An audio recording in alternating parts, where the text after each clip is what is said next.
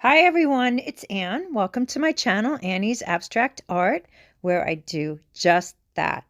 Like many of you, I love compositions that have lots of textures and layers and movement and distressing. And I tend to lean more toward a neutral palette that might be nature inspired or even industrial.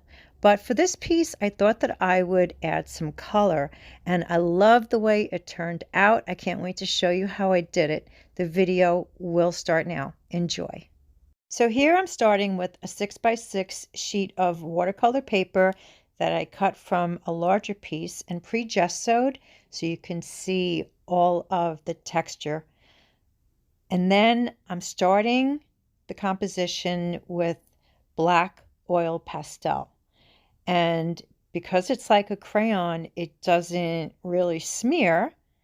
So I dripped some baby oil onto the canvas, and with my fingers, which is the best tool in the world, I smeared it all around. Now, just like wax, this oil is going to make any acrylic paint that I add on top of it very unstable. But with a lot of rubbing and adding all the mixed media, it eventually soaks into all of the paint and really isn't a problem. So this is fire coral acrylic. It's not orange, it's not pink, it's that beautiful, beautiful shade of coral. And this is a light gray. So I didn't want to cover up all of the black, and some of it already looked gray when I smeared it, so I wanted different shades of gray. And then went back into the piece with the black oil pastel, and the baby oil is still active, so it's very easy to blend. And so this is Yellow Ochre by Golden, and it's almost like a heavy body acrylic.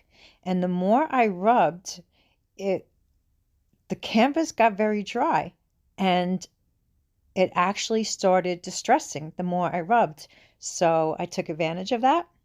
And now I'm adding more of the fire coral to the top to balance what is already on the canvas.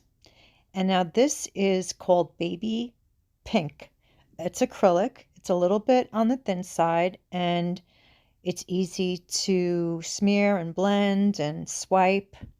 And now I'm adding Natural Buff. So it's like a flesh tone. It's not really beige, and it's not pink. And I think it goes really great with all the colors that are already on the canvas. And I could almost stop right here. I love the way it looks. But laying down lines of black acrylic paint that's cut with FloAid, so it's very fluid. And I used the heat tool to dry it for about 3 minutes. And now I am laying down all-purpose joint compound with a plastic card. And then I use the edge of the card to scrape into it. And it's really hard to tell with the bright lights. And then I rotate the canvas just to see which perspective I like, and I continue drawing it while I'm rotating it.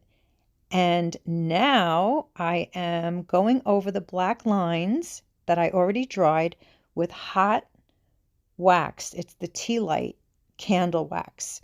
And so not only does it protect the black from further smearing, but it also will act as a resist for this alcohol ink that I made with burnt umber, glycerin, of course, alcohol, and a little bit of black. And with a flat brush, I am going in one direction down the center. And what's happening is it's darkening the fire coral and making it a really rich coral, nice and warm and deep. And this is diluted white acrylic, and I'm just using a larger flat brush to kind of push it in one direction so it's no longer drips, but actually brushed on. And then I continue rotating and added more of the alcohol ink over the fire coral to deepen it, to make it a warmer fire coral, and then dripped the alcohol ink. And you could see how it's thinning out at the top. And I just love the way that looks. It creates a design all by itself.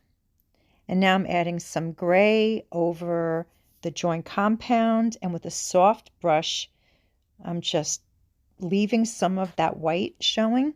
And speaking of white, I am adding 2 marks of white here, and then with the same soft brush, adding the diluted white acrylic. It's almost like milk. It's so diluted.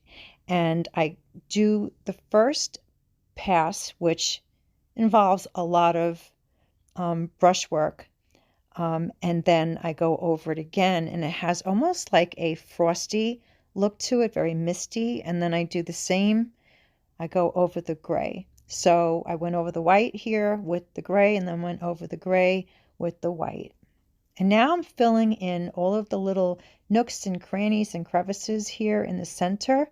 And then knowing that there's wax there and it's very unstable, I used a stick to scrape away the surface to reveal the colors that are underneath. And then I went over the whole thing again with the brown alcohol ink, because I'm going to use a technique in a few steps from now that I need to have a dark base for it to really have the impact that I wanted it to have. And here I'm using a micron pen to add some fine lines, and here I'm even scraping through all of the joint compound, which is not the best thing to do to a micron pen. And this is Caran water-soluble crayons. It's soft like lipstick, and I used a similar color to what's already on the canvas. And this is gray, so I add a few gray marks, and then I go over the gray marks with that kind of like a fire coral, almost like a brick red. And now I am scraping the excess black acrylic off with the razor blade, and now I am spraying with shimmer spray, which is like an orange, like a rust metallic. And knowing that the wax activates with heat, I almost cooked the piece. And now that I just tilted the canvas, you can see how beautiful that color is out of the bright white lights. So what I'm doing here is literally melting away the wax. And here with a razor, I am scraping all of the other colors that do not have the wax under it, and getting a lot of little micro line scratches, rubbed it away a little bit, and it is done. So thank you so much for watching. I hope you enjoyed watching me create this distressed, colorful abstract.